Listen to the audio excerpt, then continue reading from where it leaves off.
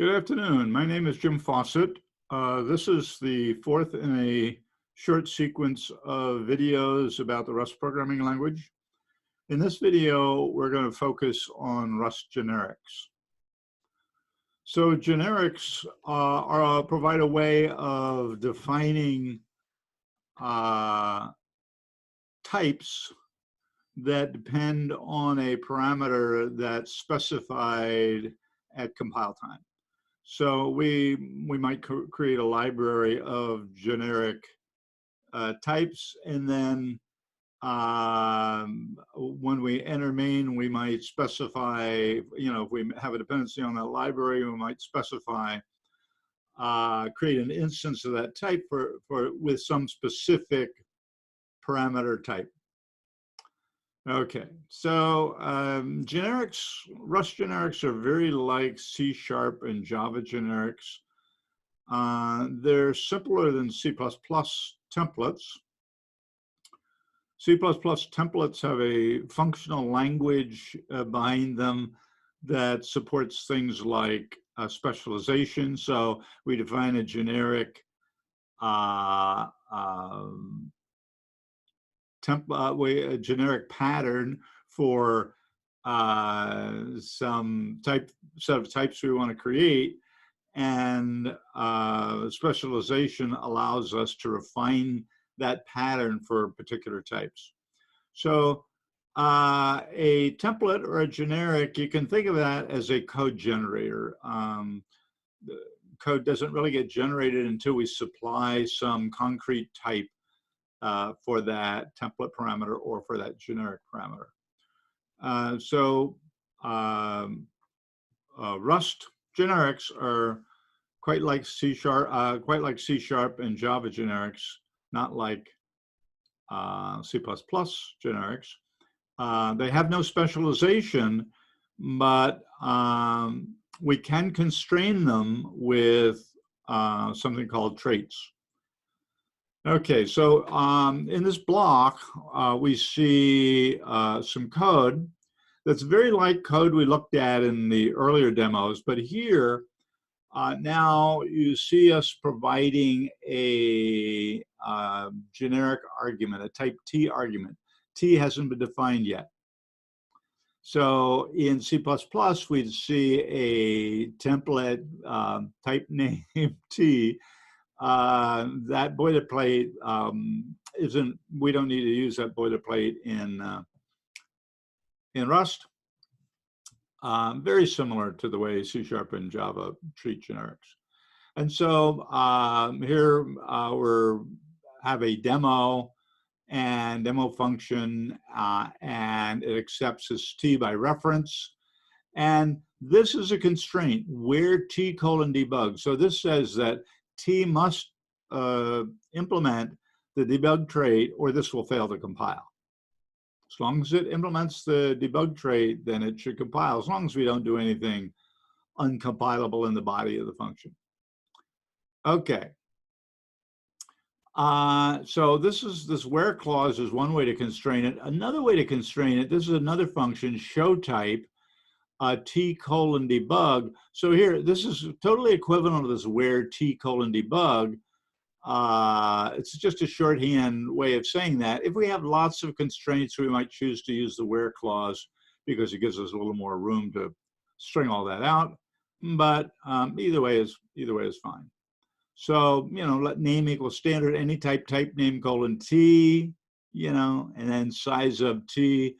All of that works as soon as I pass in a concrete type. So here, what I'm doing is defining a pair of functions, both of which will accept a large variety of types. It'll accept any type that implements the debug trait. And debug, if you remember, debug trait is just all that's necessary to allow the compiler to generate formatting for us in what it calls a debug style. Very simple, unadorned way of putting things out onto the console. And we can also have types that are generic. So here's a struct point T. So all its arguments are of type T. So this, could be a point in space. So this is height, width, and depth. Or, if there are 4 arguments, it might be in space-time, height, width, depth, and time, whatever. But anyway, so we can have generic functions, we can have generic types. Okay, so traits play a significant role with generics. And in a sense, they're something like what the concept will be in C++, or at least what I understand of concepts will be in C++. Perhaps a little simpler, because the engine, the underlying code generation engine is simpler. But anyway, traits provide this contract, function specifications that guarantee behavior. Any type that implements clone can be called by clone. We've seen this slide, if this looks familiar. I moved it, I copied it from the earlier presentation just to refresh your memory about what a trait is. So functions can accept either types or traits. And, the trait methods just become methods of the type. Okay, so now let's talk about implementing traits for generics. So here I have a generic type, struct point T, X, Y, and Z, copy and clone. And this will be, I can do this copy trait as long as T is a copyable type. If it's not, this will fail to compile. I could, if I want to support non-copyable types, I should remove this copy marker trait. Okay, and so as we saw in the last video, we're going to define traits. Here's a show trait that has a super debug trait because it needs the debug to satisfy the requirement to print using this debug trait. And I have a size trait that just declares a method, doesn't implement it. And I have a function that accepts a trait dynamically. It'll use dynamic binding via the traits virtual function pointer tables to do a dynamic binding. And this sizes function will accept both ordinary and generic arguments. Now, the purpose of this page is to show you what we have to do differently for when we implement traits and methods for a type. What do we do differently if that type is generic? So the answer is up here for the traits, and this function accepts the trait, nothing. It's exactly like it was for the non-generic example we looked at in the last video. But with this, when we go to implement the traits, now things are different. Implement T, show for point T. Now I have to say implement of T, and I have to say point T because this is the type. I didn't define a type point, I defined a point type of T. So I need this parameter T for the implementation of the trait show for the point T type. And here, I'm just going to use, just like we did in the last video, I'm going to use the default implementation for show that I provided over here. Here's the implementation for size. And again, impl of T for point of T. And now size, use size is standard mem size of point of T.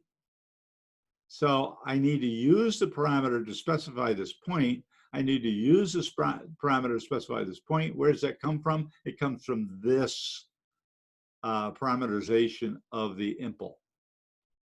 Now I can say type mut point equals, some values. I can say t.show, okay, because show is a method, and I could say print size of T, sizes of T, okay? So the only real difference here is implementing this generic type was very like implementing the non-generic type in the previous video. We just have this little bit of type decoration here. And that's enough to implement that code generation facility. You know, the code generation is not exactly the same, but close to simply pasting the concrete type in for this placeholder T, okay? In C++, it's a whole lot more than that. In C# and Java and in Rust, it's pretty close to a placeholder pasting mechanism. So in summary, generics help us build flexible code. You saw us generate this function that accepted this type, so I can build a flexibility into my code using dynamic dispatching, but I can also build flexibility in my code by allowing the library to defer specification of this T, so I can build a container that'll take a whole variety of types. Instead of having to implement a container for each type, now I can, you know, if I want a list container, I can do it for a whole set of types. So it allows me to be quite flexible. I can do the same thing. Suppose I wanted to build a directory navigator. I got this nice little function that recurses its way down through a directory. And the only problem with it, a nice should be reusable component, but the only problem is that I have to specify what I want to do when I encounter a file name or a directory name. What do I want this component to do with it? So now, you know, under that scenario, I have to cut and paste the code to make it do application-specific stuff. But if I provide an application type that provides a do-dir and do-file method, now my navigator can just take as a template, as a generic parameter, take that application type, and the application type will determine what I'm going to do. So I have this now, I have this nicely reusable navigation component, and into it I plug in whatever the application needs in terms of this little tiny application type that just defines those two methods. Okay, so gives us this ability to be really flexible, nice designs. You'll see quite a few examples from my GitHub website, which if you go to the very first slide on the first presentation, you'll see a link to my GitHub website. If you go there, you'll find examples of generic code where we're taking full advantage of that flexibility. So with that, I'm going to stop here. Next time, we're going to talk about code structure in the next video. This one, a fairly short video, because the next one we'll make up for it by being a little long in the next one. So with that, I'll just say goodbye. Goodbye, folks.